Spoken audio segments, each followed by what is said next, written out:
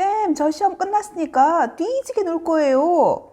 라고 시작한 잠깐의 휴식이었는데 어느 날 정신 차려보니 5월이 다가버렸네. 남들 이렇게 정신줄 놓고 놀고 있을 때 빠르게 정신줄 부여잡고 공부할 수 있는 5월 공부법에 대해서 알려줄게.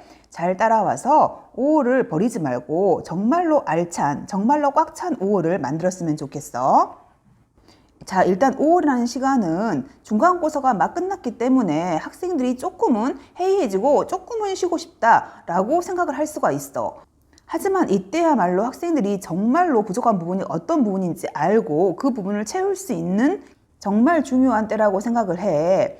학생들이 공부를 하다 보면 자기가 부족한 부분을 잘 모를 수가 있어. 그런데 희한한 건 시험을 보고 나면 드디어 자기가 무엇이 부족했는지가 보인단 말이야. 아무리 너희가 실전처럼 열심히 문제를 풀어도 직접 시험을 보고 나서야 보이는 자신의 부족한 부분이 있다는 거지. 그 부분을 빨리 캐치하고 그 부족한 부분을 얼른 채워 넣어가지고 학생들이 자신의 실력을 한 단계 더 올릴 수 있었으면 좋겠어. 그런데 도대체 내가 부족한 부분이 뭘까라는 걸 모르는 학생들을 위해서 선생님이 그 방법을 알려줄게. 학생들이 일반적으로 하나의 문제를 풀 때까지 여러 개의 단계를 거치는데 일단 기본적으로 단어가 돼줘야 돼. 단어가 어느 정도 쌓였을 때 이제는 문법으로 넘어가가지고 문법 실력을 키우는 거야. 문법이 어느 정도 되면 이제는 구문으로, 구문이 되면 내용 이해로, 내용 이해가 되면 문제풀이까지 이렇게 하나의 문제를 정확히 풀기까지의 단계라는 게 있단 말이야. 이러한 여러 개의 단계 중에서 스스로 어떤 부분이 부족한지를 파악해야 돼. 그러면 자기가 어느 부분이 부족한지 모르겠으면 선생님이 예를 들어줄게. 여기 하나의 문장을 선생님이 준비했는데 일단 학생들이 여기에서 모르는 단어를 표시해보는 거야. 만약에 이 정도의 단어를 모른다라고 하면 학생들은 일단 단어를 잡는 게 중요해. 단어가 되지 않으면 영어는 시작조차 할 수가 없는 거잖니. 내가 하나의 지문에서 단어를 하나 두 개 모른다 이 정도 될 때까지는 기본적으로 너희가 단어를 잡아줘야 돼. 두 번째, 이제는 단어가 됐을 때 말이지 학생들이 여기 문장 속에 포함되어 있는 문법적인 요소를 볼 수 있어야 된다는 거지.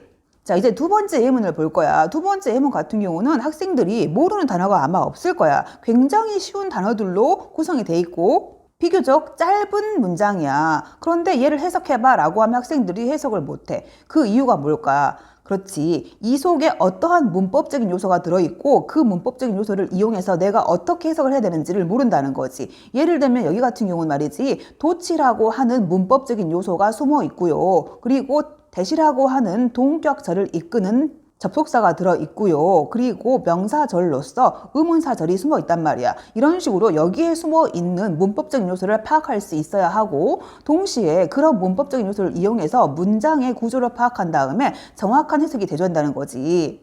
그래서 이런 식으로 단어도 모르겠는데 거기에 문장 구조도 복잡해가지고 해석을 못하겠어요 라고 하는 학생들이 있다면 기본적으로 문법과 구문을 잡아준다는 거야.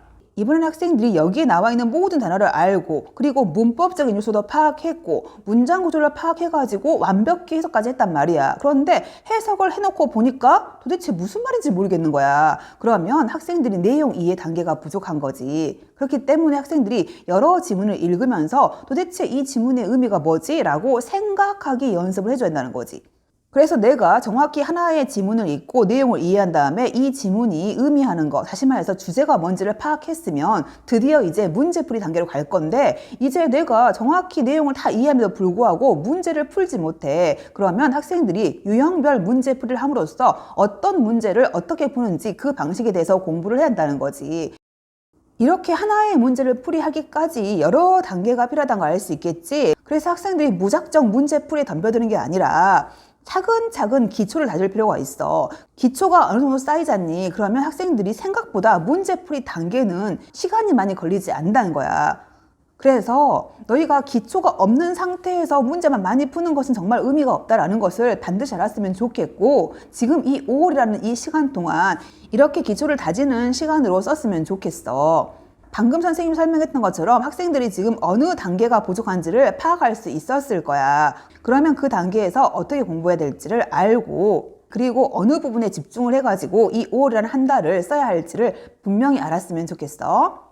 자, 오늘은 학생들이 자칫 잘못하면 해이해질 수 있는 이 5월이라는 한 달을 학생들이 알차게 이용할 수 있는 방법에 대해서 알려줬어.